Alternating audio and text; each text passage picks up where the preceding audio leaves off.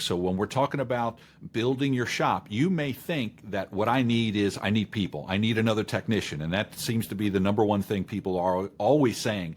I need a technician. I need a technician. Granted, you may need a technician, but is that the most important thing that you need to be working on right now?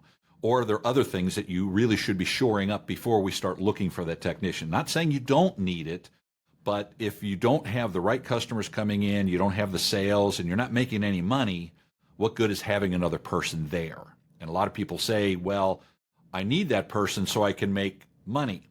Well, look at this pyramid, look at the order, and I'm going to challenge you on that. You may feel you need something, but if the level below it isn't shored up, all the cracks aren't fixed there, don't even think about going to that next level, because we have to build a rock solid business, and it starts at the bottom with your foundation and works its way up. It may not be the order you want to go in, but this is the order we found working with thousands of shop owners over the years.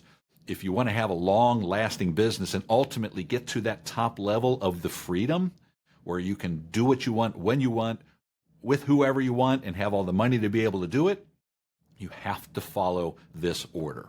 Sorry to burst your bubble. You may have come in saying, I just need another technician and that's going to fix my whole business.